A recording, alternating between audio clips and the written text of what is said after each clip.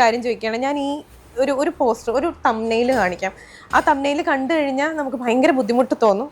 ഇതാണ് ആ തംനെയിൽ വരുന്നത്. ഇതിനകത്ത് വരുന്നത് ചേച്ചിയുടെ പടവും വെച്ചിട്ടുണ്ട്, കിച്ചുവിന്റെ പടവും വെച്ചിട്ടുണ്ട്, പിന്നെ ആ വ്ളോഗറുടെ പടവും വെച്ചിട്ടുണ്ട്. എന്തോ ഒരു റൈറ്റപ്പ് ഇത് റൗണ്ട് ചെയ്ത് കാണിച്ചിട്ടുണ്ട്. ഞാൻ ഈ രേണു സുധിയുമായിട്ട് റിലേറ്റ് ചെയ്തിട്ട് വീഡിയോ ചെയ്തിട്ട് കുറെ ദിവസമായി. ഇപ്പൊ കുറെ പേര് പറയും അതില് വേണ്ടടാ, എടുക്കണ്ടടാ, എന്തിനാടാ എടുത്തത്, ഉറപ്പായിട്ട് പറയും. അത് എന്നോടുള്ള സ്നേഹം കൊണ്ടാണ് പറയുന്നത്. പിന്നെ വേറെ കുറെ പേര് പറയും കണ്ടവരുടെ കുടുംബത്തിൽ കയറി കൊണക്കാൻ നിനക്ക് ഞാൻ നാണമില്ല എന്നൊക്കെ പറഞ്ഞുകൊണ്ട് വരും. ഒന്നും പറയാനില്ല, എനിക്ക് ഒരു നാണമില്ല. ഓക്കെ, അത് അവിടെ തീർന്നല്ലോ. ഓക്കെ, അപ്പോൾ കുറെ പേര് സ്നേഹം കൊണ്ട് പറയാം അതിൽ വേണ്ട, ഈ കണ്ടന്റ് വേണ്ടടാ എന്ന് പറയും. എനിക്കറിയാം നിങ്ങളുടെ സ്നേഹം കൊണ്ടാണ്. പക്ഷേ എനിക്കിത് പറയാതിരിക്കാൻ പറ്റത്തില്ല. രേണു ഒരു ഇന്റർവ്യൂ ലേറ്റസ്റ്റ് ആയിട്ട് കൊടുത്തിട്ടുണ്ട്. ആ ഇന്റർവ്യൂവിൽ കുറെ കാര്യങ്ങൾ പറയുന്നുണ്ട്. എന്നെ അടക്കം അതിൻ്റെ അകത്ത് വലിച്ചിട്ടിട്ടുണ്ട്. അതുകൊണ്ടാണ് ഞാൻ ഇതെടുത്ത് റിയാക്ട് ചെയ്തത്. അതിൻ്റെ ഇടയ്ക്ക് അല്ലാണ്ടൊക്കെ വന്നു പോയ ഇന്റർവ്യൂവിലൊന്നും ഞാനൊന്നും മിണ്ടിയില്ല. അതുപോലെ കിച്ചുവിനെ നല്ല രീതിയിൽ കുറ്റപ്പെടുത്തുന്നുമുണ്ട്. ഓക്കെ, അപ്പോൾ കുറേ കാര്യങ്ങൾ എനിക്ക് സംസാരിക്കാനുണ്ട്. എനിക്ക് വേറെ രേണുവിനെ ഇപ്പോൾ വലിച്ചിക്കറി ഒട്ടിക്കാനോ കുറ്റം പറയാനോ അങ്ങനെയൊന്നും ആരും പ്രതീക്ഷിക്കേണ്ട ആ ഒരു വീഡിയോ അല്ല. പക്ഷെ എനിക്ക് കുറച്ച് ക്വസ്റ്റ്യൻസ് ചോദിക്കാനുണ്ട്. ഉത്തരം രേണുവിന് തരാൻ പറ്റുമെങ്കിൽ താ. ആദ്യം എനിക്ക് ചോദിക്കാനുള്ളത്, ഇപ്പൊ രേണുവുമായി ബന്ധപ്പെട്ടിട്ട് ആരും വീഡിയോസ് അങ്ങനെ ചെയ്യാറില്ല. ഓക്കെ, റിയാക്ഷൻ വീഡിയോ ആരും ചെയ്യാറില്ല. ആ ഒരു ഗ്യാപ്പിൽ എന്തിനാണ് റിയാക്ഷൻ വീഡിയോ ചെയ്യുന്ന എന്നെപ്പോലുള്ളവരെ വന്ന് ചൊറിയുന്നത്? ഞാൻ വലിയ മറ്റേ പേരായിട്ട് റിയാക്ഷൻ വീഡിയോ ചെയ്യുന്നവനൊന്നുമല്ല. പക്ഷേ എന്നാലും എനിക്ക് വല്ലപ്പോഴൊക്കെ റിയാക്ട് ചെയ്യാറുള്ളതുകൊണ്ട് പറയാം. അപ്പം അങ്ങനെയുള്ള നമ്മളെപ്പോലെ ഉള്ളവരെ എന്തിനാണ് വന്ന് ചൊറിയുന്നത്? നമ്മളെല്ലാം നിർത്തി വിട്ട് തേച്ച് മാച്ച് വിട്ട കേസുകളാണ്. അപ്പോൾ നിങ്ങൾ വീണ്ടും വന്ന് ചൊറിയുന്നത് എന്തിനാണെന്ന് ചോദിച്ചു കഴിഞ്ഞാൽ നിങ്ങൾക്ക് റീച്ചില്ല, നിങ്ങൾ ഇടുന്ന വീഡിയോസിക്ക് റീച്ചില്ല. അപ്പം നമ്മളെ ചൊറിഞ്ഞ് നമ്മൾ തിരിച്ചു പറഞ്ഞ് അങ്ങനെ വരുമ്പോൾ വീണ്ടും ഒരു ഫൈറ്റ് വരും. അത് ആൾക്കാർ കയറി കാണുമെന്നുള്ള ഒരു നല്ല ബോധം രേണുവിനുണ്ട്. നെഗറ്റീവ് ആയാലും ലൈം ലൈറ്റിൽ നിൽക്കുമെന്നും റീച്ച് കിട്ടുമെന്നും രേണുവിനറിയാം. ഓക്കെ, അത് തന്നെയാണ് ഇവിടെ മെയിൻ ഒരു സാധനം. അതിൻ്റെ പിന്നാലെ തൂങ്ങി പിടിച്ചുള്ള കളിയാണെന്ന് ഏവനും അറിയാം. അപ്പോൾ വീഡിയോ ആദ്യമായി കാണുന്ന ചാനൽ സബ്സ്ക്രൈബ് ചെയ്യാനും വീഡിയോ ലൈക്ക് ചെയ്യാനും ഹൈപ്പ് കൊടുക്കാനും മറക്കണ്ട. അപ്പോൾ നമുക്ക് തുടങ്ങാം. എന്തായാലും എനിക്ക് കുറച്ച് ചോദ്യങ്ങൾ അങ്ങോട്ട് ചോദിക്കാനുണ്ട്, ഉത്തരം ഉണ്ടെങ്കിൽ തരണമായിരുന്നു കേട്ടോ. ഓക്കെ, അപ്പോൾ മൂവി വേൾഡ് മീഡിയയിലാണ് ഈ സാധനം വന്നിട്ടുള്ളത്. ഏത് രേണുവിൻ്റെ പുതിയ ഇന്റർവ്യൂ. ഞാൻ ഫുള്ളൊന്നും കണ്ടിട്ടില്ല. നിങ്ങളുടെ കൂടെ ഇരുന്ന് തന്നെയാണ് കാണാൻ പോകുന്നത്. ഞാൻ കുറച്ച് ഭാഗം മാത്രമേ കണ്ടിട്ടുള്ളൂ, ബാക്കി നമുക്ക് ഇരുന്ന് കാണാം. രേണുവും കിച്ചുവും തമ്മിലുള്ള ബന്ധം എന്ത്? Renu Sudhi exclusive interview. YouTuber പറഞ്ഞ സത്യമോ? ഞെട്ടിക്കുന്ന തുറന്നു പറച്ചിലുമായ രേണു സുധി.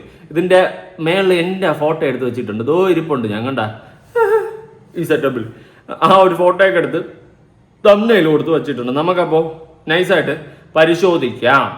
ആദ്യം ഒരു കമന്റ് വായിച്ചിട്ട് പോവാം. കിച്ചുവിനെ എന്നാണ് രേണു നോക്കിയത്? രണ്ടാം ഭാര്യ എന്തിനാണ് ജയ്ഡ് ഉപയോഗിച്ച് ആ കുഞ്ഞിനോട് പ്രോഗ്രാം സ്ഥലത്ത് പോയി എന്ന് സുധിയുടെ പാരൻസ് ആണെന്നും കേട്ടിട്ടുണ്ട്. കിച്ചു എന്താണ് രേണുവിനെ കുറിച്ച് പറഞ്ഞിട്ടുള്ളത്?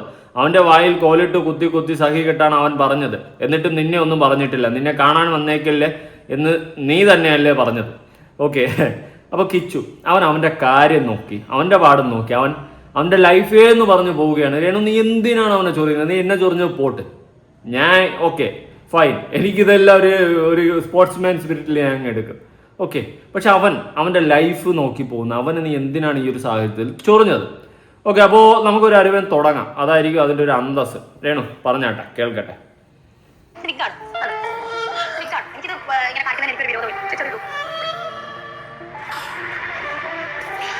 ഓക്കെ, BGM ഒക്കെ ഇട്ട്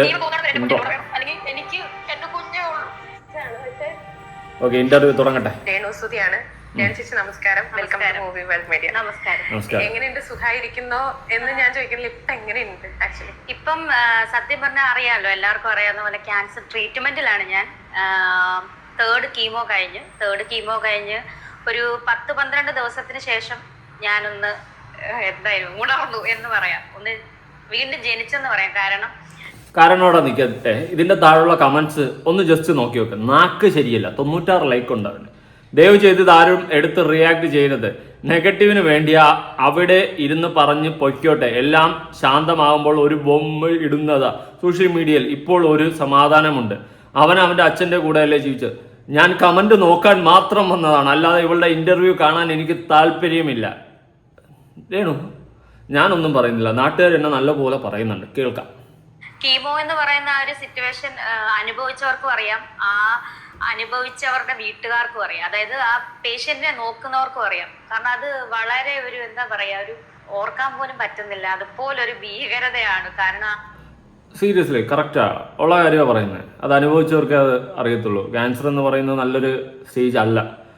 അത് ഒരു വീട്ടിൽ ഒരാൾക്ക് വന്നാലും ആ കുടുംബത്തെ മൊത്തം ബാധിക്കും. എല്ലാവരുടെ മാനസികാവസ്ഥയും എല്ലാവരുടെ സമനിലയും തെറ്റിക്കുന്ന ഒരു സംഭവം തന്നെയാണ് ഒരു വീട്ടിൽ ഒരാൾക്ക് വന്നാൽ. അതുകൊണ്ട് അത് ചെറിയൊരു കാര്യമല്ല. അപ്പോൾ അതിൻ്റെ വിഷമം എന്താണെന്ന് അറിയാം. എൻ്റെ അറിവിൽ ഒരുപാട് പേർക്ക് അതൊക്കെ ഉണ്ടായിട്ടുണ്ട്. ആ കുടുംബങ്ങളുടെ അവസ്ഥ എനിക്കറിയാം. പക്ഷെ രേണു, ഞാൻ നിന്നെപ്പോലെ ഒരെണ്ണത്തിനെ ഞാൻ സത്യം പറയല്ല രേണു, കണ്ടിട്ടില്ല. ഓക്കെ, ഞാൻ കണ്ടിട്ടില്ല. ഈ സാഹചര്യത്തിൽ നീ കിച്ചുവിനെ വന്ന് ചൊറിയാൻ കാണിക്കുന്ന ഈ ഒരു കിടുക്കം മനസ്സ് കണ്ടില്ല നടിക്കാൻ എനിക്ക് പറ്റൂല. ആ ഒരു കീമോ മരുന്ന് നമ്മുടെ ശരീരത്തിൽ കയറുമ്പോൾ ആ ഒരു ദിവസം തൊട്ട് ഒരു 10-12 ദിവസത്തോളം നമ്മൾ അടക്കിടപ്പായിരിക്കും. നമുക്ക് എഴുന്നേക്കാൻ പറ്റത്തില്ല. ഒരു പച്ചവെള്ളം നമുക്ക് ഇതൊക്കെ എല്ലാവർക്കും അറിയാവുന്നതാണ്. ഞാൻ ആദ്യം വന്നപ്പോ പറഞ്ഞില്ലേ. അതെ അതെ, ഒരുപാട് പേര് അങ്ങനെ പറയാറുണ്ട്. സത്യം പറഞ്ഞാൽ ഈ ക്യാൻസർ എന്ന് പറയുന്ന ഈ രോഗത്തെക്കാൾ ഭയാനകമായിട്ടുള്ള ഭീകരതയായിരുന്നല്ലോ ഞാൻ നേരത്തെയും അനുഭവിച്ചത്. ഇപ്പോഴും അതിന് എന്തെങ്കിലും കുറവുണ്ടോ? ഇപ്പൊ അതിന് നല്ല കുറവുണ്ട്. ഇപ്പൊ ആരും രേണുവിനെ കുറിച്ച് സംസാരിക്കാനോ രേണുവിനെ കുറിച്ച് പറയാനോ ഒരു വട്ടിക്കുഞ്ഞു പോലും ഇല്ല. ഓക്കെ, ആരും രേണുവിന്റെ കണ്ടന്റ് എടുക്കുന്നത് ഞാൻ കാണാറില്ല. പക്ഷെ എന്തിനാണ് രേണു നീ വീണ്ടും ഇങ്ങനെ വന്ന് കടന്ന് സംസാരിച്ച് ഇന്റർവ്യൂ കൊടുത്തിട്ട് എന്നെ അടക്കാൻ്റെ അത് വലിച്ചിട്ടുണ്ട്? ഉദ്ദേശം എനിക്ക് നല്ലപോലെ അറിയാം.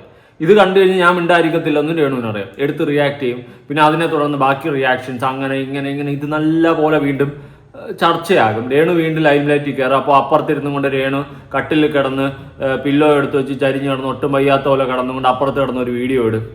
അതിൻ്റെ സഹതാപത്തിൽ കുറേ സഹതാപം, കുറേ വ്യൂവർഷിപ്പ്, കാശ്, ഇപ്പുറത്തെ എനിക്ക് തെറിവിളി, ഇതെല്ലാം പ്രതീക്ഷ ഉണ്ടല്ലേ കളി കളിക്കുന്നേ. അറിയാം. ഓക്കെ, അറിയാം. പറ. അപ്പം ഈ അന്ന് കുറ്റം പറഞ്ഞവര് തന്നെയാണ് ഇന്നും പറയുന്നത്. അന്ന് എന്നെ സ്നേഹിച്ചവർ ഇന്നും എന്നെ സ്നേഹിക്കുന്നു. അന്ന് സ്നേഹിച്ചാരാ? അതൊക്കെ ഞാൻ ഒന്നും പറയുന്നില്ല. ചരിത്രം ചെകാൻ നിന്ന് കഴിഞ്ഞാൽ കനൽ കെട്ടിട്ടില്ലേ കൈ പൊള്ളും. ചരിത്രത്തിൽ രേണു നിന്നെ ഞാൻ ഇന്നേ വരെ ആദ്യം സപ്പോർട്ട് ചെയ്യുന്നു. പിന്നെ നിന്റെ ഉടായ്പത്തനങ്ങളെല്ലാം കണ്ട് വിമർശിച്ച് അവസാനം നിനക്ക് അസുഖം വന്നപ്പോൾ അപ്പം വിട്ട് പോട്ട് എന്ന് പറഞ്ഞ് നീ ചെയ്തു കൂട്ടിയതെല്ലാം ശരിയെന്നല്ല ഞാൻ വാദിക്കുന്നത്. വേണ്ട എന്ന് പറഞ്ഞ് വിട്ട്. പക്ഷെ അതിന് ശേഷവും നീ കാണിച്ചുകൊണ്ടിരുന്നത്, അസുഖത്തിന് ശേഷവും കിച്ചുവിനടക്കം വലിച്ച 8 സൈബർ അറ്റാക്കിന് ഇട്ടുകൊടുത്ത് നീ കാണിച്ച തൊട്ടി പരിപാടികൾ അടക്കം വീണ്ടും നീ ചെയ്യിപ്പിച്ചു നാട്ടുകാരെ കൊണ്ട്. ഇപ്പൊ ദാ വീണ്ടും എല്ലാം നിർത്തി ആൾക്കാർ എല്ലാവരും മറന്ന് നീ നിന്റെ കാര്യം നോക്കി പോട്ടെ എന്ന് പറഞ്ഞ് വിട്ടപ്പോൾ നീ വീണ്ടും കോൺട്രവേഴ്സീസ് ഉണ്ടാക്കുകയാണ്. അറിയാം, നീ ഉണ്ടാക്കിയ പിന്നെ നമ്മൾ എന്ത് നോക്കിക്കൊണ്ടിരിക്കണം? ഞാൻ ഉണ്ടാക്കാം. ശരി, നമുക്ക് എല്ലാവർക്കും ഒരു കണ്ടന്റ് അല്ലേ ഇത്? ശരി. അപ്പൊ പിന്നെ കുറ്റം പറയുന്നവരെ നമുക്ക് അംഗീകരിച്ചു കൊടുക്കേണ്ട കാര്യം അവര് പറഞ്ഞുകൊണ്ടേ ഇരിക്കത്തുള്ളൂ. ഞാൻ ആലോചിച്ചു, ദൈവമേ, ക്യാൻസർ വന്നു കഴിഞ്ഞാൽ ചിലപ്പോ ഇതിനൊരു മാറ്റം ഉണ്ടായിരിക്കും. ക്യാൻസർ വന്നു കഴിഞ്ഞാൽ ദൈവമേ ഇതിനൊരു മാറ്റം ഉണ്ടായിരിക്കുന്നു. അങ്ങനെയല്ല രേണു, കയ്യിലിരിപ്പ് ശരിയാവണം, എങ്കിലേ ഇതിനൊരു മാറ്റം ഉണ്ടാകത്തുള്ളൂ. ഇപ്പം തന്നെ കണ്ടില്ലേ എങ്ങനെ നിന്റെ കയ്യിലിരിപ്പാണ് ഈ കോലാവുന്നത്. അത്രേ ഉള്ളൂ. നീ എന്താണ് ഈ പബ്ലിക്കിലോട്ട് ഇട്ട് കൊടുക്കുന്നത്, ചെയ്ത് കൂട്ടുന്നത്, അതനുസരിച്ചിരിക്കും. ഒരു കാര്യമില്ലാതെ കിച്ചുവിനെ പലതവണ നീ വലിച്ചിട്ടു. അവസാനം അവൻ വന്നൊരു കിടുക്ക വീഡിയോ ചെയ്തിട്ട് അടിച്ച് അണ്ണാക്കി തന്നിട്ട് അവൻ പോയി. അപ്പോൾ വീണ്ടും കിടന്ന് മോങ്ങലായിരുന്നു ശരണം. ആവശ്യമില്ലാത്ത രീതിയിൽ അവനെ അടക്കം വലിച്ചിട്ട് പലരെയും നീ ഇതുപോലെ വലിച്ചിട്ട് എന്തിന്? നിന്റെ കൂടെ ഉള്ളവർ വരെ വേറെ ഒരുത്ത അൻഷാദ് പാല, അവനുമായിട്ട് ഇപ്പം നീ ഫോട്ടോസ് ഇട്ട് പ്രൊഫൈലിൽ ഷെയർ ചെയ്തുകൊണ്ടിരിക്കുന്നുണ്ടല്ലോ. അവനല്ലേ അന്ന് വന്ന് പറഞ്ഞു നീ തീരാൻ പോയെന്ന്. എന്നിട്ട് നീ ഇപ്പുറത്തൊന്ന് പറഞ്ഞ് ഞാൻ അങ്ങനെ ഒന്നും ചെയ്തിട്ടില്ലെന്ന്. അപ്പം നീയൊക്കെ എല്ലാം ഉടായിപ്പോളാം. നീയൊക്കെ എല്ലാം പ്ലാൻ ചെയ്ത് നെഗറ്റീവ് ആയാലും എങ്ങനെയെങ്കിലും റീച്ച് ഉണ്ടാക്കണം, ലൈം ലൈറ്റിൽ വന്ന് കത്തി നിൽക്കാനും കാണിക്കുന്ന പോക്കൃത്തനങ്ങൾ. അത് മനസ്സിലാക്കാനുള്ള സാമാന്യ ബുദ്ധി എനിക്ക് അടക്കമുണ്ട് കേട്ടാ. പിന്നെ വേണ്ടാന്ന് വെച്ചിട്ട് വിടുന്നത്. അപ്പൊ വീണ്ടും തലേ കയറി നിന്ന് തൂറുക. അത് ഇതിലപ്പുറം കൂടുവാണ്. ഈ സാധനം കള്ളത്തരമാണ് പറയുന്ന ആൾക്കാരാണ്. അത് പറയും. അതെന്തുകൊണ്ടാന്ന് ചോദിച്ചു കഴിഞ്ഞാൽ ഇത് രേണുസുതിയ. അപ്പൊ നാട്ടുകാർ ഇതല്ല എന്റെ അപ്പുറം പറയും. നാട്ടുകാരെ തെറ്റു പറയാൻ പറ്റൂലേ? കാരണം കാണിച്ചു കൂട്ടിയിട്ടുള്ള ചരിത്രം അങ്ങനെയാണ്. ഞാൻ ഒരാളായതുകൊണ്ടാണ്, അല്ലെങ്കിൽ എന്റെ ഒരു ഒറ്റ മനക്കരുത്ത് കൊണ്ടാണ് ഇപ്പൊ ഈ ഒരു ചിത്രയുടെ മുന്നിൽ ഞാൻ സംസാരിക്കുന്നത്. ഇങ്ങനെ സംസാരിക്കാറില്ല. എനിക്ക് തോന്നുന്നേ സംസാരിക്കും അവർ ഈ ഒരു ട്രീറ്റ്മെന്റ് എല്ലാം കഴിഞ്ഞ് ആ ഒരു ക്യാൻസറിന്റെ ഭീകരത, അതായത് ആ ട്രീറ്റ്മെന്റ് കഴിഞ്ഞ് അവർ ഉണർന്ന് സംസാരിക്കുന്ന ഞാൻ കേട്ടിട്ടുമുണ്ട്. പല ഇന്റർവ്യൂസ് ഞാൻ കണ്ടിട്ടുമുണ്ട്. പക്ഷെ എനിക്ക് തോന്നുന്നില്ല ഇങ്ങനെ സംസാരിക്കുന്നത്. അതിന് നമുക്കൊരു മനക്കരുത്ത് വേണം. അത് നേരത്തെ എൻ്റെ ലൈഫിൽ ഇപ്പൊ എനിക്ക് 34 വയസ്സ് കഴിഞ്ഞു. അതായത് സെപ്റ്റംബർ 7 ആകുമ്പോൾ 35 വയസ്സിലോട്ട് കടം. അപ്പൊ ഇതിനകത്ത് ഞാൻ അനുഭവിച്ചെന്ന് പറഞ്ഞാൽ വളരെ ഇപ്പൊ ഈ ചിത്ര പറഞ്ഞ പോലെ ആടെ കയറി വന്നു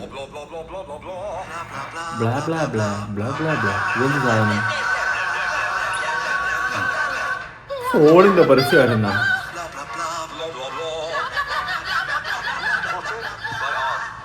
എന്ത് തേങ്ങടാ ഫോണിന്റെ പരസ്യമായിരുന്നു blah blah blah blah blah blah blah blah blah blah blah. ഇതെന്ത് പരസ്യം? മതി മതി പറ രേണു പറ. ഇപ്പൊ ഈ ചിത്ര പറഞ്ഞ പോലെ ക്യാൻസർ വന്നിട്ട് എന്നെ വെറുതെ വിടുന്നില്ല. അപ്പൊ അതിലപ്പുറം ഞാൻ അനുഭവിച്ചിട്ടാണ് ഇവിടെ നിൽക്കുന്നത്. എന്റെ പൊന്നടാവെ കയ്യിലിരിപ്പാണ് നിന്നെ വെറുതെ വിടാത്തത്. എടി നിനക്ക് അസുഖം വന്നപ്പോ എല്ലാവരും നിനക്കെതിരെ വീഡിയോ ചെയ്തവരടക്കം സ്റ്റോപ്പ് ചെയ്തതാ. നീ പിന്നെയും കയ്യിലിരിപ്പ് കാരണം ഏറിപ്പോയവളാ. ഓക്കെ, അത് രേണു ചെറിയ കാര്യമില്ല. ഇപ്പോഴും നിന്നോടൊരു സഹതാപമുണ്ട്. അത് നീയായിട്ട് നശിപ്പിച്ച് കളഞ്ഞുകൊണ്ടിരിക്കുകയാണ്. ഉള്ള കാര്യം പറയാമല്ലോ. ഇപ്പൊ തന്നെ ആര് മൈൻഡ് ചെയ്യാതായപ്പോൾ നീ ഇന്റർവ്യൂ കൊടുത്ത് എന്നെ അടക്കം ചൊറി. എന്നെ ചൊറിഞ്ഞാൽ നിനക്കറിയാം ഞാൻ തിരിച്ച് ചൊറിയുമെന്ന്. അതുകൊണ്ട് നീ ചെയ്യുന്ന പരിപാടിയാണ്. അതും അറിയാം, എനിക്കറിയാം. ഓക്കെ, അതുകൊണ്ട് എനിക്കിതൊന്നും വലിയ വിഷയമല്ല.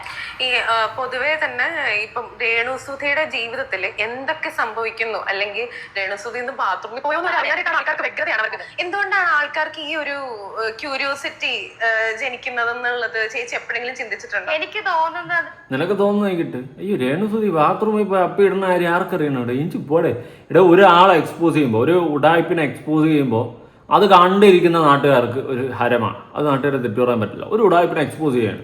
അപ്പോൾ കാണിക്കുന്ന കള്ളങ്ങളും ചെയ്യുന്ന കള്ളങ്ങളും പറയുന്ന കള്ളങ്ങളും എല്ലാം വലിച്ചു കയറി ഒട്ടിച്ച് എക്സ്പോസ് ചെയ്യുമ്പോൾ നാട്ടുകാർക്കൊരു സുഖം. ഓക്കെ, അങ്ങനെ ഉടായ്പായിട്ടുള്ളവരെ എക്സ്പോസ് ചെയ്യുമ്പോൾ നാട്ടുകാർക്ക് കിട്ടുന്ന ഒരു സാറ്റിസ്ഫാക്ഷൻ, എക്സ്പോസ് ചെയ്യുമ്പോൾ എനിക്ക് കിട്ടുന്ന ഒരു സന്തോഷം, അത്രേ ഉള്ളൂ. കോട്ടെ, പിന്നെ കാശ്. ഞാനത് നേരത്തെ ഇപ്പം എനിക്കൊന്ന് കുറെ നാളുകൾക്ക് ശേഷമാണ് എന്റെ ക്യാൻസർ വിവരം ഞാൻ പുറത്തു വിട്ടതിന് ശേഷം, ഒരുപാട് ഇടവേളയ്ക്ക് ശേഷമാണ് ഞാൻ ഇന്റർവ്യൂ ഒരു ചാനലിൽ വേണ്ടി ഞാൻ സംസാരിക്കുന്നത്. അപ്പം ഞാൻ അന്നും പറയുന്ന പോലെ എന്റെ കാര്യം ഞാൻ പലപ്പോഴും ചിന്തിച്ചിട്ടുണ്ട്. അപ്പം ഈ റീച്ച് എന്ന് പറഞ്ഞ സംഭവമല്ലോ, അപ്പൊ എന്ത് കാണിച്ചാലും റീച്ച് ആകാതെ പറഞ്ഞൊരു സംഭവം ഉണ്ട്. അതുകൊണ്ടാകും അങ്ങനെ രേണുസുധി ബാത്റൂമിൽ പോയവരെ വാർത്ത കൊടുക്കുന്ന റീച്ച് കാര്യങ്ങളൊക്കെ. പിന്നെ രേണുസുധി ബാത്റൂമിൽ പോയത് ആരാ വീഡിയോ ഇട്ട? എന്ത് തോന്നിയ ദിവസം ഇവിടെ വന്നിരുന്ന് പറയുന്നേ? നീ ബാത്റൂമിൽ പോയ ആരാ ഇട്ട? അവരൊരു അവിശോക്തി പറഞ്ഞു, അത് നിങ്ങൾക്ക് അറിയെങ്കിൽ പിടിച്ചു. ഓ അതെ, രേണുസുധി ബാത്റൂമിൽ പോയാലും വീഡിയോ ഇടുന്നു റീച്ചിന് വേണ്ടിയിട്ടാണ്. കഷ്ടം പണ. ഞാൻ ചിന്തിച്ച്, വിധവയായിട്ടുള്ളൊരു സ്ത്രീ, അവള് വീട്ടിൽ അടങ്ങി ഒതുങ്ങി ഇരിക്കാതെ അവൾ എന്തിനീ ഇങ്ങനെ കാണിക്കുന്നു, അല്ലെങ്കിൽ എന്തിന് ആൽബത്തിൽ അഭിനയിക്കുന്നു? നേരത്തെ തന്നെ നേരത്തെ കുറ്റപ്പെടുത്തൽ എന്ന് പറഞ്ഞാൽ തൊഴ ആ വിധവ ഒന്ന് വിട്ടു പറ. സുധി എന്ന് പറഞ്ഞുകൊണ്ട് ഇനിയിപ്പോ തുടങ്ങും.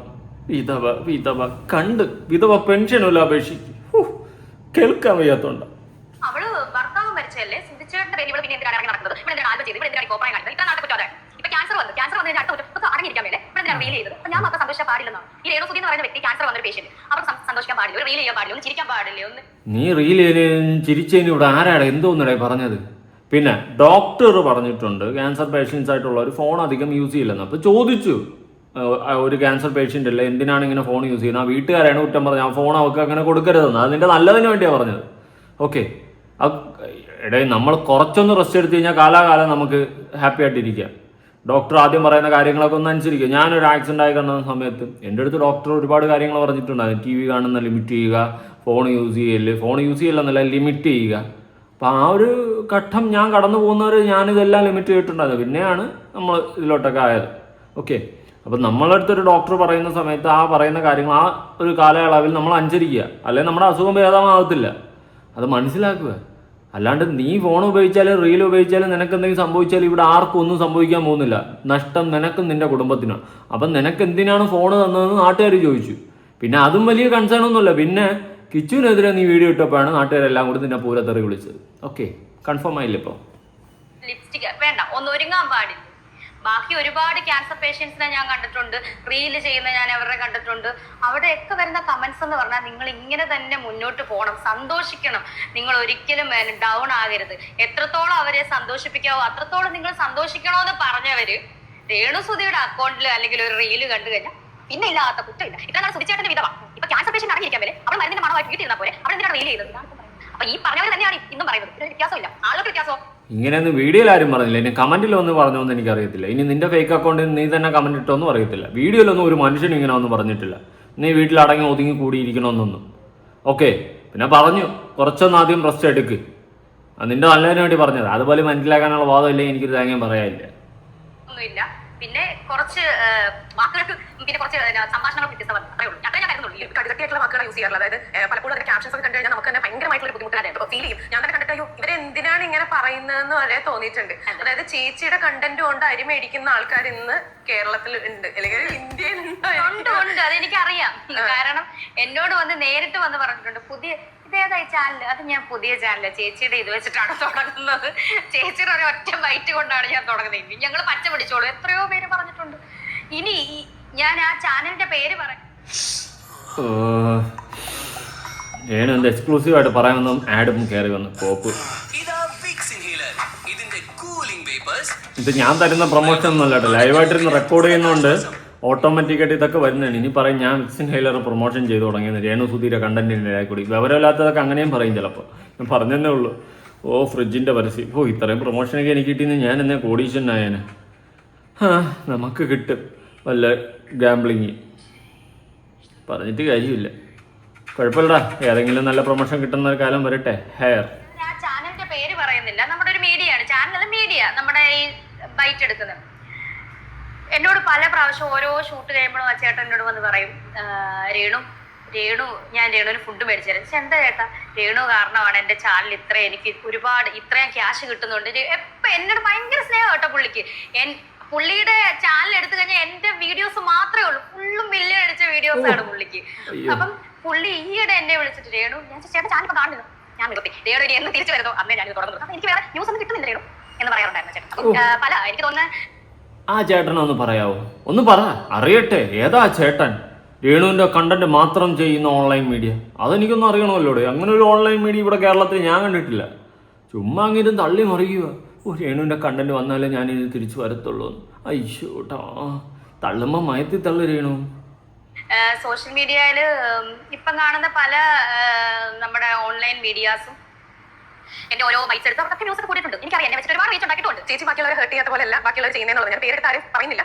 ഒരു സ്ത്രീ ഉണ്ട്, അവരെപ്പോഴും ചേച്ചിയുടെ കണ്ടന്റ് എടുത്തിട്ടാണ് അവര് അത് എനിക്ക് കേൾക്കുമ്പോൾ നമുക്ക് ഭയങ്കര ബുദ്ധിമുട്ട് തോന്നും ആ വീഡിയോസ് ഒക്കെ കാണുമ്പോൾ. അതുപോലെ തന്നെ ഒരു വ്ലോഗ് ചെയ്യുന്ന ഒരാളും കൂടി ഉണ്ട്. ഇവരുടെയൊക്കെ അതായത് ഈ വ്ലോഗ് ചെയ്യുന്ന ആരാ? ഞാനാണ്. അതൊരു വ്ലോഗാണ്, അറിയാൻ പറ്റത്തില്ല. വരാം, ഞാൻ സത്യം ഇങ്ങോട്ടൊന്നും കേട്ടില്ല, ഇനിയാണ് കേൾക്കാൻ പോകുന്നത്. നിങ്ങളുടെ ഓടൊപ്പം ഇരുന്ന് ഞാൻ കേൾക്കുക. ചേച്ചിയുടെ കണ്ടന്റ് വെച്ചിട്ട് റീച്ച് ആകുകയും ചീത്ത പറഞ്ഞ് തെറി പറഞ്ഞ് ആ ഒരു കണ്ടന്റ് റീച്ച് ആക്കിയിട്ട് എന്താണ് അവർക്ക് ഇതിനകത്തൂടെ കിട്ടുന്നതെന്ന് വെച്ചാൽ പൈസയാണ്, കാശാണ് കിട്ടുന്നത്. കാശ് തന്നെയാണ് കിട്ടുന്നത്. പിന്നെ നിന്റെ ഉടായിപ്പോളയും പൊളിച്ചടി, അത്രേ ഉള്ളൂ. ഓക്കെ, നമ്മുടെ എത്തിക്സ് വെച്ചിട്ട് ചെയ്യുന്ന കണ്ടന്റ്, ഞാൻ സത്യമുള്ള കാര്യം പറയാമല്ലോ, ഞാൻ കാശിന് വേണ്ടി തന്നെയാണ് വീഡിയോ ചെയ്യുന്നത്. പലപ്പോഴും ഞാൻ അത് പറഞ്ഞിട്ടുണ്ട്. അല്ലെങ്കിൽ ഞാൻ കഷ്ടപ്പെട്ട് എൻ്റെ ഉറക്കം കളഞ്ഞിട്ട് വീഡിയോ ചെയ്ത് എഡിറ്റ് ചെയ്ത് കട്ട് ചെയ്ത് എടുത്തിട്ട് അപ്ലോഡ് ചെയ്യേണ്ട ഒരു കാര്യമില്ല. പക്ഷെ എത്തിക്സ് കാണിക്കും. ഓക്കെ, ഇപ്പം എൻ്റെ വീഡിയോ കണ്ടന്റ് എന്ന് വെച്ച് കഴിഞ്ഞാൽ ഓരോരുത്തർ കാണിക്കുന്ന ഉടായ്പകളെയും അതും ഇതൊക്കെ എക്സ്പോസ് ചെയ്യുക, വലിച്ചീര് ഒട്ടിക്കുക, ഇതൊക്കെ തന്നെയാണ് എൻ്റെ പരിപാടി. ഓക്കെ, നമ്മളെ സമൂഹത്തിൽ നടക്കുന്ന ഡെയിലി നടക്കുന്ന ഓരോ കാര്യങ്ങളാണ്. ന്യൂസ് ആവാം, അല്ലാത്തതാവാം, അതാവാം, ഇതാവാം. ഇൻസ്റ്റയിൽ ഞാൻ വീഡിയോസ് ഇടുന്നുണ്ട്, ചിലപ്പോൾ ഇവിടെ ഇടുന്നതായിരിക്കില്ല അവിടെ ഇടുന്നത്. അപ്പോൾ പല വിധത്തിലുള്ള കണ്ടന്റാണ് നമ്മൾ ചെയ്തു പോകുന്നത്. ഓക്കെ, കാശ്, മണി മാറ്റേഴ്സ് മാൻ. 38 ലക്ഷം രൂപയോളം ആസ്ത്രീ ഉണ്ടാക്കിയെന്നാണ് ഞാൻ തെളിവ് സഹിതം പറഞ്ഞ ഒരു കാര്യം. ഞാൻ ഞെട്ടിപ്പോയി. എന്നെ വെച്ചിട്ട് 68 ലക്ഷം, പിന്നെ അവരെന്നെ വെറുതെ വിടുവോ? ഷെഫീന 68 ലക്ഷം രൂപ നിങ്ങളെ വെച്ചുണ്ടാക്കി, പച്ചക്കള. ഓക്കെ, 68 ലക്ഷം രൂപ ഒരിക്കലും ഷെഫീനാണോ നിങ്ങൾ ഉദ്ദേശിച്ചേക്ക് ഇല്ല. ഇനി ഏതൊരു കണ്ടന്റ് ക്രിയേറ്റർ ആയാലും നിങ്ങളെ വെച്ചിട്ട് 68 ലക്ഷം രൂപ ഉണ്ടാക്കിയിട്ടില്ല. അത് പറയാൻ എനിക്ക് പറ്റും, കാരണം ഏറ്റവും കൂടുതൽ നിങ്ങളെ വെച്ച് ഞാൻ വീഡിയോ ചെയ്തിട്ടുണ്ട്. അതുകൊണ്ട് എനിക്കറിയാം എത്ര രൂപ കിട്ടിക്കാണും. ഓക്കെ, അപ്പം പറ. എന്നെ അവര് വെറുതെ വിടുവോ? എനിക്ക് തോന്നില്ല. അത് പറയുന്നതിനൊരു മര്യാദയുണ്ട്, അതില്ല അവർക്ക്. ആ സ്ത്രീ, എനിക്ക് സ്ത്രീ എന്ന് പോലും ഞാൻ അവരെ പറയാൻ യോഗ്യതയില്ല. ഒരു സ്ത്രീ അല്ലെങ്കിൽ ഒരു വിധവ, അവർ വിധവയാണെന്നാണ് പറയാറുള്ളത്. ഒരു വിധവയ്ക്ക് ഒരു വിധവനെ മനസ്സിലാവും, വിഷമവും വേദന. വിധവ പോട്ടെ, അതെന്തുവാ വിധവയ്ക്ക് വിധവയെ മനസ്സിലാവുക? വിധവമാർ ഒരുപാട് പേരുണ്ട് നമ്മുടെ നാട്ടിൽ. അവരാരും ഇങ്ങനെയല്ല. ഓക്കെ, അതും കൂടി സൂചിപ്പിക്കാമല്ലോ. അത് കിട്ടും. ഒരു സ്ത്രീക്ക് ഒരു വേണ്ട, ഒന്നും വേണ്ട, വിധവ വേണ്ട, സ്ത്രീ വേണ്ട, മനുഷ്യത്വം എന്ന് പറഞ്ഞ സാധനം അതവരില്ല. എനിക്ക് തോന്നുന്നില്ല ഒരു മനുഷ്യനാണോ, എനിക്ക് തോന്നുന്നില്ല. ഇനി അവരെ ഞാൻ പൂർണ്ണമായിട്ടൊന്നും സപ്പോർട്ടൊന്നും ചെയ്യത്തില്ല കേട്ടോ. ഞാനതിപ്പോഴും പറയാം, ഞാൻ അവരെ സപ്പോർട്ട് ചെയ്യത്തേ ഇല്ല. കാരണം എനിക്ക് സപ്പോർട്ട് ചെയ്യാൻ പറ്റത്തില്ല. നിങ്ങൾക്കൊക്കെ അറിയാമായിരിക്കും, വീണ്ടും റിപ്പീറ്റ് ചെയ്യാൻ പറ്റുന്നില്ല, വയ്യ. ഓക്കെ, അത് വലിച്ചിടാൻ താല്പര്യമില്ല. ബാക്കി പറ. ഈ ഇന്റർവ്യൂവിന്റെ അടിയിൽ ഒരുപാട് കമന്റ്സ് വന്നേക്കാം. അവൾക്ക് ഇപ്പോഴും അഹങ്കാരം കുറഞ്ഞിട്ടില്ല, അവൾ ക്യാൻസർ വന്നിട്ടോട്ടാ. ഞാൻ പറയട്ടെ, അഹങ്കാരം കുറഞ്ഞിട്ടില്ല. ഞാൻ എന്റെ ഉള്ളിലെ ഈ ഒരു ധൈര്യമാണ് ഞാൻ ഈ ക്യാൻസർ വന്ന് പിടിച്ചു നിൽക്കാൻ. എനിക്കൊരു ഇത് ധൈര്യമല്ല, ഇത് മണ്ടത്തരോ. ഇത് എനിക്കൊരു ധൈര്യമാണ് ക്യാൻസർ വന്നിട്ട് പിടിച്ചിരിക്കുന്നത്, അതല്ല. ഇത് മണ്ടത്തരമായി കാണിക്കുന്നതും പറയുന്നതും. ഓക്കെ, പിന്നെ എനിക്കൊരു മോൻ ഒരു 7 വയസ്സ് ഇപ്പൊ ആകുന്നതേ ഉള്ളൂ. ആ കുഞ്ഞിന് വേണ്ടിയിട്ട് എനിക്ക് തിരിച്ചു വന്നേ പറ്റത്തുള്ളൂ. ഈ കരുത്തുണ്ടെങ്കിലേ ഞാൻ ഈ ട്രീറ്റ്മെന്റിന് മുന്നോട്ട് വരാൻ പറ്റത്തുള്ളൂ. അല്ലെ പല ആളുകളും ഞാൻ കണ്ടിട്ടുണ്ട്. ഞാൻ ഈ കഴിഞ്ഞ ദിവസം കൂടെ ഒരു വീഡിയോ കണ്ടു, ഒരു കുട്ടി തലേന്ന് ബർത്ത്ഡേ ആഘോഷിപ്പിച്ചെന്ന് മരിച്ചത്. എന്നെ 2 ദിവസം ഉറങ്ങിയിട്ടില്ല ഞാൻ അത് കണ്ടിട്ട്. ക്യാൻസർ പേഷ്യന്റ് ആണ്, 10-22 വയസ്സുള്ള കുട്ടി, ബർത്ത്ഡേ ആഘോഷിപ്പിച്ചെന്ന് മരിച്ചു. അപ്പൊ ഞാൻ എന്നെ ചിന്തിച്ച് ട്രീറ്റ്മെന്റ് നമ്മുടെ ആയുസ് ദൈവത്തിന്റെ കയ്യിലാണ്, നമുക്കറിയില്ല. അതത്രേ ഉള്ളൂ. ആ ഒരു തിരിച്ചറിവും ആ ഒരു ബോധം നിനക്കുണ്ടായിരുന്നാൽ മതി രേണു. ഓക്കെ, എനിക്ക് ആ ബോധമുണ്ട്. നാളെ ഞാൻ ഉറക്കമണിക്കൊന്നുമില്ല, എനിക്കറിയത്തില്ല. പിന്നെ ഞാൻ എൻ്റെ ശരികളിലൂടെ പോകുന്നു. ഞാൻ ചെയ്യുന്നതിലൊരു 80-90% ശരിയുണ്ടെന്നുള്ളൊരു വിശ്വാസം എനിക്കുണ്ട്. ഞാൻ കാരണം ഇന്നേ വരെ ഒരു കണ്ടന്റ് കള്ളം പറഞ്ഞിട്ടിട്ടില്ല. ഇനി അഥവാ തെറ്റ് പറ്റിയിട്ടുണ്ടെങ്കിൽ ഞാൻ അടുത്ത വീഡിയോയിലൊക്കെ അത് തിരുത്തിയിട്ടുമുണ്ട്. ഓക്കെ, അത്രേ ഉള്ളൂ. അല്ലാണ്ട് കള്ളം പറഞ്ഞ് ഇല്ലാത്ത കഥ പറഞ്ഞ് ഒരാളെ ചെളിവാരി തേക്കേണ്ട ഒരു ലെവലിൽ ഞാൻ എത്തിയിട്ടില്ല. തെറ്റ് പറ്റിയിട്ടുണ്ട്, ഇല്ലെന്ന് പറയുന്നില്ല. തെറ്റ് ഓഫ് കോഴ്സ് പറ്റിയിട്ടുണ്ട്, അത് ഞാൻ തിരുത്തിയിട്ടുമുണ്ട്. ഇല്ല, നമ്മൾ ചിന്തിക്കേണ്ടത് ഈ ഒരു ട്രീറ്റ്മെന്റ് നമുക്ക് മനോധൈര്യമാണ് ഏറ്റവും. നമ്മുടെ മരുന്ന് നമ്മുടെ ശരീരത്തിൽ പിടിക്കണമെങ്കിൽ മനോധൈര്യം. അപ്പൊ ഞാൻ പറഞ്ഞു ഇത്രേ ഉള്ളൂ. ഈ ബ്ലോഗേഴ്സ് ഇവരുടെ റീച്ചിന് വേണ്ടിയിട്ടും ഇവരെ ഇത് ചെയ്തോട്ടെ, അവർ ചെയ്തോട്ടെ, എന്നെ ചെയ്യുന്നത് ചെയ്യരുതെന്ന് ഞാൻ പറഞ്ഞു. പക്ഷേ അവർ ഉപയോഗിക്കുന്ന വാക്കുകൾ മനുഷ്യത്വരഹിതമായിട്ടുള്ള വാക്കുകളാണ് ഉപയോഗിക്കുന്നത്. ഇപ്പൊ ചേച്ചി പറഞ്ഞ പോലെ തന്നെ മനുഷ്യരഹിതമാണെന്ന് എനിക്കറിയാം. ചേച്ചിയുടെ അടുത്ത് അത് ചോദിക്കുന്നതുകൊണ്ട് എനിക്കും ബുദ്ധിമുട്ടുണ്ട്. പക്ഷെ ഇത് ആളുകൾ അറിയണമെന്ന് എനിക്ക് പേഴ്സണലി ആഗ്രഹം ഉള്ളത് കൊണ്ട് ഞാനൊരു കാര്യം ചോദിക്കുകയാണ്. ഞാൻ ഈ ഒരു പോസ്റ്റർ, ഒരു തംബ്നെയിൽ കാണിക്കാം. ആ തംബ്നെയിൽ കണ്ടു കഴിഞ്ഞാൽ നമുക്ക് ഭയങ്കര ബുദ്ധിമുട്ട് തോന്നും. ഇതാണ് ആ തംബ്നെയിൽ വരുന്നത്. ഇതിനകത്ത് നെഞ്ചിൽ കുടിയിറക്കും ഞാനാണ്, എന്നെയാണ്, ഞാൻ തന്നെയാണ് പറഞ്ഞാട്ടെ. വരുന്നത് ചേച്ചിയുടെ പടവും വെച്ചിട്ടുണ്ട്, കിച്ചുവിന്റെ പടവും വെച്ചിട്ടുണ്ട്, പിന്നെ ആ വ്ളോഗറുടെ പടവും വെച്ചിട്ടുണ്ട്. എന്തോ ഒരു റൈറ്റപ്പ് ഇത് റൗണ്ട് ചെയ്ത് കാണിച്ചിട്ടുണ്ട്.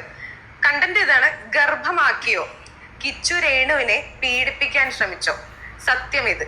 കിച്ചു രേണുവിനോട് മോശമായി പെരുമാറിയോ? ക്വസ്റ്റ്യൻ. ഈ സത്യം നിങ്ങൾ അറിയണം. പിന്നെ രേണുവിന്റെ ഗർഭം, പിന്നെ ഒരു മോർ ഇട്ടിട്ടുണ്ട്. എനിക്ക് തോന്നി ഗർഭക്കഥ എനിക്ക് തോന്നുന്നത് ഞാൻ ബിഗ് ബോസിൽ ആയിരുന്നപ്പം ഇറങ്ങിയ സംഭവമാണ്. ഞാൻ രേണു തള്ളാൻ നിൽക്കരുത്, ഞാൻ ഇങ്ങോട്ടുള്ളത് കണ്ടിട്ടില്ല. ഞാൻ ഒന്നും അറിയാണ്ട് സംസാരിക്കുന്നവനല്ല രേണു, ഒന്നും അറിയാണ്ട്. ഓക്കെ, അയ്യോ അയ്യോ, എന്നെ കൊണ്ട് വാ തുറപ്പിക്കും രേണു വീണ്ടും വീണ്ടും. ഈ ഉടനെ മുൻ ബിഗ് ബോസ് താരവും എൻ്റെ ഒരു ഫ്രണ്ട് എന്ന് പറയാൻ പറ്റത്തില്ല അവരെയൊക്കെ. ഞാൻ ഫ്രണ്ടെന്ന് കരുതിയ ഒരാൾ എന്നെ പറ്റി ഇറക്കിയ ഒരു സംഭവമാണ്. ഞാൻ സുധിച്ചേട്ടന്റെ മരണത്തിന് ശേഷം ഞാൻ വീണ്ടും അത് കുത്തിപ്പൊക്കുക എന്ന് കരുതരുത്, ഞാനത് സംസാരിച്ചു. ഹനാന്റെ കേസാ വലിച്ചിടുന്നത്. പഴയ കേസൊക്കെ വലിച്ചിട്ട് ഇതിന്റെ ഇടയിൽ കൂടി ഇവളാണ് സംസാരിക്കുന്നത്. ഇതൊക്കെ നാട്ടുകാർ വിട്ട് നാട്ടുകാരെ കാര്യം നോക്കിപ്പോയി. ഞാനടക്കം വിട്ടടേ. ഇത് വിടാതെ പിടിച്ചോണ്ടിരുന്ന ഒരാളാണ് ഞാൻ ഓപ്പണായിട്ട് പറയാം. ഓക്കെ, പക്ഷെ ഞാൻ വിട്ട്, പക്ഷെ വീണ്ടും എന്നെ വലിച്ചിട്ട് വിട്ട് ഇട്ട്. സുധിച്ചേട്ടന്റെ മരണത്തിന് ശേഷം 1 മാസം കഴിഞ്ഞപ്പോൾ ഞാൻ പ്രഗ്നന്റ് ആയി, അബോർഷനാക്കി എന്ന് പറയുന്നത് സംഭവവുമായിട്ട് ബന്ധപ്പെട്ടാൻ തോന്നി ഈ വൃത്തികെട്ട വ്ളോഗർ ഇപ്പൊ എങ്ങനെ പ്രസ്താവന. വൃത്തികെട്ടവനാരേണു ഞാൻ? നിനക്കിപ്പോ ഞാൻ വൃത്തികെട്ടവനായല്ലേ? നിന്നെ ഞാൻ റിയാക്ട് ചെയ്ത്, നീ എന്നെ റിയാക്ട് ചെയ്ത്, നമ്മൾ അങ്ങോട്ടും ഇങ്ങോട്ടും റിയാക്ട് ചെയ്ത്, നിനക്ക് റീച്ച് എനിക്ക് റീച്ച്, എനിക്കും കാശ് നിനക്കും കാശ്, എന്നിട്ടിപ്പോ ഞാൻ വൃത്തികെട്ടവൻ. നന്മയില്ലാത്ത ലോകമേ. ഇതിനെപ്പറ്റി ഞാൻ എന്ത് പറയാനാണ്? അതിന്റെ ചോദിച്ചിരിക്കുന്നത് കിച്ചു രേണുവിനെ ഗർഭമാക്കിയോ എന്നാണ്. എന്തിനാ ഇതിനൊക്കെ ഞാൻ എന്ത് മറുപടിയാ പറയേണ്ടത്? അത് ഉണ്ടെങ്കിൽ ഉണ്ട്, ഇല്ലെങ്കിൽ ഇല്ല, അതാണ് മറുപടി. ഓക്കെ, കിടന്ന് മെഴുകണ്ട രേണു. ഞാൻ വിട്ടതാ, എന്നെ കൊണ്ട് പറയിപ്പിക്കല്ലേ രേണു, പറയിപ്പിക്കല്ലേ ടിപ്പണ്ണെ. ഇവന്റെ വീട്ടിലെ ഈ വ്ളോഗറിന്റെ വീട്ടിൽ നടക്കുന്ന സംഭവങ്ങളായിരിക്കും അവനവന്റെ വായിലൂടെ സംസാരിക്കുന്നത് മാത്രമേ എനിക്ക് പറയാനുള്ളൂ. കാരണം അതിന് എന്റെ വീട്ടിലല്ലല്ലോ നീയും കിച്ചു എന്റെ വീട്ടിൽ ഇത് സംഭവിക്കാൻ. നിന്റെ കാര്യം പറയുമ്പോൾ നീ എന്റെ വീട്ടിലെന്ന് പറഞ്ഞു കഴിഞ്ഞാൽ എന്റെ വീട്ടിലാണോ നീ? എന്തു പറയണു? മണ്ടത്തരമാണ് ഒരു ഘോഷയാത്ര. ഇതിലേക്ക് വന്നിട്ടുണ്ടാവും കുറെ പോസിറ്റീവ് കമന്റ്സ്. ചേച്ചി അതും കൂടെ ആലോചിക്കണം. അതായത് ഇവരെ സപ്പോർട്ട് ചെയ്തിട്ടാണ്, എനിക്കറിയാൻ പാടില്ല ഇവർക്ക് റീച്ച് കൂട്ടാൻ വേണ്ടിയാണോ എന്ന് എനിക്കറിയില്ല. അവന്റെ വീട്ടിലെ കാര്യമായിരിക്കും അവൻ പറഞ്ഞത്. എന്ത് പറയാനാണ് ഇതിനകത്ത് എന്താ എനിക്ക് എന്ത് മറുപടി പറയാൻ പറ്റും? ഉണ്ടെങ്കിൽ ഉണ്ടെന്ന് പറയാം, ഇല്ലെങ്കിൽ ഇല്ലെന്ന് പറയാം. അല്ലാതെ എന്ത് മറുപടി പറയാൻ പറ്റുമെന്ന് അപ്പുറത്തിരിക്കണം അവരെടുത്ത് ചോദിച്ചാൽ അവരെന്ത് പറയാം. പിന്നെ ആങ്കർ നല്ലതാ, എനിക്ക് നിങ്ങൾ ഒരു കണ്ടന്റ് ഉണ്ടാക്കി തന്നു, താങ്ക്സ്. എന്റെ വളർത്തുമകനാണ് രാഹുൽ ദാസ് എന്ന കിച്ചു, അത് എല്ലാവർക്കും അറിയാവുന്ന കാര്യമാണ്. ഈ ഒരു 5 മാസം മുന്നേ വരെ ആ ഒരു ബന്ധം നല്ല ദൃഢമായിട്ട് പോയിക്കൊണ്ടിരുന്നത്. എന്തുമാകട്ടെ, ചിലപ്പം അതിനകത്ത് അസ്വാരസ്യങ്ങൾ കാണുമായിരിക്കും. ഇതെല്ലാം മറന്നുകൊണ്ടും എല്ലാം ക്ഷമിച്ചുകൊണ്ടും തന്നെയാണ് ഞാൻ മുന്നോട്ട് പോകുന്നത്. അന്നും ഈ 5 മാസം മുന്നേ ഞാൻ ഹെൽപ്പ് ചെയ്തോണ്ടിരുന്ന ഒരു വളർത്തുമകൻ തന്നെയാണ്. അങ്ങനെ തന്നെ ഞാൻ പറയുന്നത്. പക്ഷേ അതിനകത്ത് പല കറുത്ത കൈകളും ചേർന്നു. അങ്ങനെ തന്നെ പറയും. ഈ ബ്ലോഗർ ഈ സ്ത്രീ അവരുടെ വീട്ടിൽ പോയി, എന്റെ ഭർത്താവിന്റെ വീട്ടിൽ പോയി എന്റെ ഭർത്താവിന്റെ വീട്ടുകാർക്ക് എന്റെ ഈ വളർത്തുമകൻ അറിയാവുന്ന കാര്യമാണ് ഈ ഒരു സ്ത്രീ എന്നെ ഈ അപമാനിക്കുന്നതും എന്നെ ദ്രോഹിക്കുന്നതും. ഇതെല്ലാം എന്റെ വളർത്തുമകനും എന്റെ ഭർത്താവിന്റെ വീട്ടുകാർക്ക് അറിയാവുന്ന കാര്യം. ഇന്ന് വരെ ഞാൻ എന്റെ ഭർത്താവിന്റെ വീട്ടുകാരെ ഒരു നെഗറ്റീവ് ഞാൻ പറഞ്ഞു. പക്ഷേ എനിക്കിന്ന് പറയണം. ഇനി ഇതിന്റെ പേരിൽ ഇനി വിവാദം ഉണ്ടായാലും ഇതിന്റെ അടിയിൽ നെഗറ്റീവ് കമന്റ്സ് കൊണ്ട് എന്നെ മൂടിയാൽ എന്നെ ശപിച്ചാൽ എനിക്ക് വേണ്ടി പ്രാർത്ഥിക്കുന്ന കുറച്ച് നല്ല ആളുകൾ എന്റെ വീട്ടുകാർ എന്റെ ഉള്ളത്തോളം ഞാൻ താഴെ വീട്ടിൽ എനിക്ക് പറയണം. ഈ സ്ത്രീ അന്ന് ഈ വീട്ടിൽ വന്നപ്പോൾ അല്ലെങ്കിൽ എന്റെ ഭർത്താവിന്റെ വീട്ടിൽ വന്നപ്പോൾ ഇവരെന്തുകൊണ്ടാണ് അവരെ സംഘടിച്ച് അതിനകത്ത് കയറ്റി എന്നിട്ട് വലിയ വായിൽ പോസ്റ്റ് ഇട്ടല്ലോ കുരു പൊട്ടുന്നവർ പൊട്ടട്ടെ. ആ ചേച്ചിയോട് കുരു പൊട്ടാനാ എനിക്കൊന്നും കുരു പൊട്ടാൻ. 11 വയസ്സിൽ തള്ള പോലും സ്വന്തം പെറ്റതള്ള അന്ന് ഉണ്ടായിരുന്നു. പിന്നെയാണ് അവർ മരിച്ചത്. പെറ്റതള്ള ഉപേക്ഷിച്ചു. ഈ പെറ്റതള്ള ഉപേക്ഷിച്ച കഥയൊന്നും പറയണ്ട. കിച്ചു പറഞ്ഞതാണ് എൻ്റെ ലൈഫ് സ്റ്റോറിയിൽ. ഓക്കെ, അവൻ ആ റൂമിനകത്ത് ഒരു പട്ടിക്കുഞ്ഞു പോലെ തിരിഞ്ഞു നോക്കാനില്ലാണ്ട് കിടന്ന രേണു പറഞ്ഞ നമ്മൾ കേട്ട നമ്മൾ പൊട്ടന്മാരല്ല നമ്മളെ കൊണ്ട് ചോറിയിപ്പിക്കില്ല രേണു, പ്ലീസ്. ഓക്കെ, അവൻ്റെ അപ്പം എന്തെങ്കിലും വന്ന് തിന്നാൻ കൊടുത്താലേ അവൻ തിന്ന ചരിത്രമുള്ളൂ. അവൻ പറഞ്ഞത് ഞാൻ പറഞ്ഞതല്ല. അവൻ്റെ ലൈഫ് സ്റ്റോറിയിൽ അവൻ്റെ വീഡിയോയിൽ അവൻ വന്ന് പറഞ്ഞതാ. ഒന്ന് നിർത്തിപ്പോ. കുഞ്ഞിനെയും ഭാര്യ രണ്ടാമത്തെ ഭാര്യ വരെ ഉപേക്ഷിച്ച ഒരു ഭർത്താവിനെയും കൂടെ ഞാൻ നോക്കിയതാണോ തെറ്റ്? അയാളെ സ്നേഹിച്ച് ഇദ്ദേഹത്തെ സ്നേഹിച്ച് ആ കുഞ്ഞിനെ ഞാൻ ബോഡി നിർത്തിയോ? ഒരു വാക്കുകൊണ്ട് ഞാൻ വേദനിച്ചില്ല 11 വയസ്സുള്ള കുട്ടീനെ. ആ 11 വയസ്സ് തൊട്ട് ഈ 17 ഈ 18 സുധിച്ചേട്ടൻ മരിച്ചു കഴിഞ്ഞു. ഒട്ടും വേദനിപ്പിച്ചില്ലല്ലേ രേണു? നിന്റെ പ്രശ്നം എന്താ? നീ എന്തിനാ വീണ്ടും കിച്ചുവിനെ വിളിച്ചിട്ട്? എന്നെ വിളിച്ചിട്ട് പോട്ട് പുല്ല്.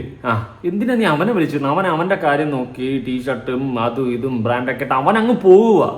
നീ എന്തിനാ അവനെ വലിച്ചിടുന്നേ? എന്താ നിന്റെ പ്രശ്നം ശരിക്കുള്ള? സീരിയസ്ലി 1 വർഷം എന്റെ കൂടെ തന്നെയായിരുന്നു. ഞാനൊരു വാക്കുകൊണ്ടോ നോക്കൊണ്ടോ വേദനിപ്പിച്ചിട്ടില്ല. അവൻ ചെയ്ത തെറ്റുകളെല്ലാം ഞാൻ മറന്നു. അപ്പോൾ അവൻ ഒരുപാട് തെറ്റുകൾ ചെയ്ത് കൂട്ടിയിരുന്നു അല്ലേ രേണു?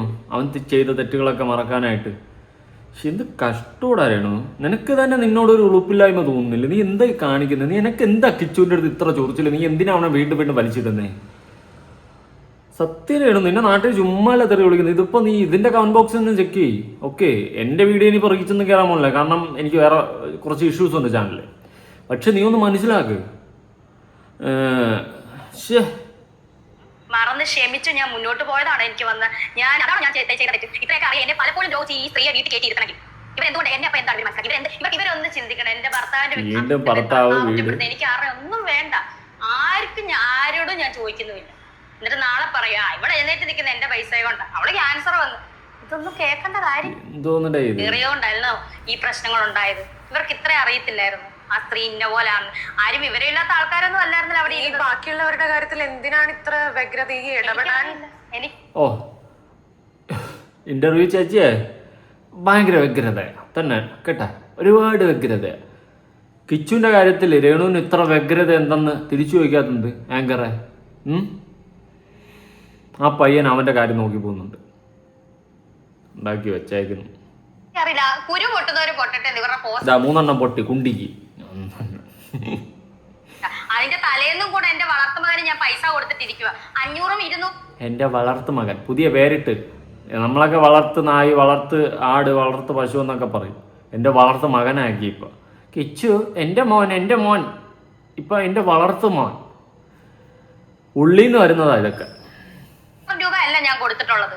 500 ഇത് മനസ്സിലാക്കാൻ ശ്രമിക്കാം. നിനക്ക് നാണം ഉണ്ടായിരുന്നു? അവന് കൊടുത്ത കാശിന്റെ കണക്ക് വന്നിട്ട് പറഞ്ഞാൽ ഞാനൊരു 10,000 വട്ടം പറഞ്ഞിട്ടുണ്ട്. നിനക്ക് നാണം ഇല്ല?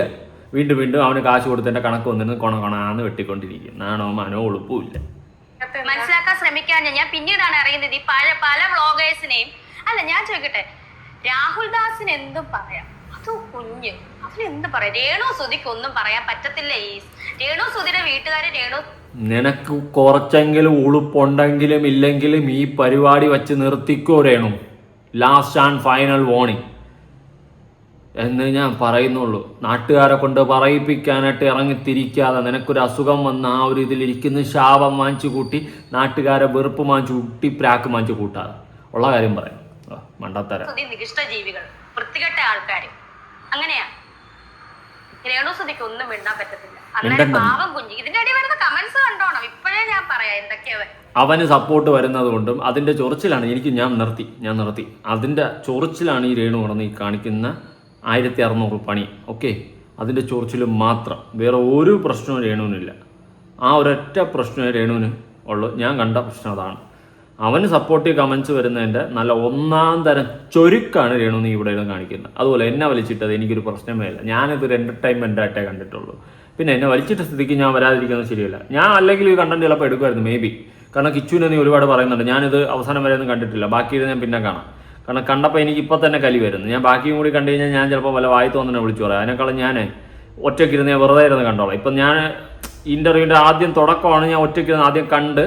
അപ്പോൾ തമ്മിലിൽ തന്നെ ഞാൻ വന്നപ്പോൾ എനിക്ക് മനസ്സിലായി ഞാൻ ഇതിൻ്റെ അകത്ത് നല്ല റോളുള്ള ഒരുത്തനാണെന്ന്. അതുകൊണ്ട് തന്നെ ഞാൻ ഇരുന്ന് നിങ്ങളോടൊപ്പം ഇരുന്ന് ഞാൻ കണ്ടത്. ബാക്കി അവൾ എന്ത് മണ്ടത്തരാണ് വിളിച്ച് പറയുന്നതെന്ന് നോക്കട്ടെ എന്ന് നോക്കിയപ്പം അമ്മച്ചിയുടെ മാവും കാലം എന്ന് പറയുന്ന പോലെ കിച്ചുവിനെ താഴ്ത്തിക്കെട്ടാൻ വേണ്ടിയിട്ട് ഉള്ള ഒരു ഇൻ്റർവ്യൂ ആയിരുന്നു എന്ന് മനസ്സിലാക്കി. എന്തായാലും കൊള്ളാനായിരുന്നു, അടിപൊളി ഇൻ്റർവ്യൂ. എന്തായാലും നമുക്ക് നോക്കാം. ഞാൻ ബാക്കിയും കൂടി കണ്ടിട്ട് നമുക്ക് ഇങ്ങനെയാണെങ്കിൽ പുതിയ പുതിയ വീഡിയോസ് വീണ്ടും അങ്ങോട്ടും ഇങ്ങോട്ടും അടിച്ചുകൊണ്ടിരിക്കാം. ഗിവ് ആൻഡ് ടേക്ക് പോളിസിയിൽ ഒരു ഫൈറ്റ് ഉണ്ടാക്കാം. അപ്പോൾ ശരി, പുതിയൊരു വീഡിയോ ആയിട്ടാണ്. ബൈ.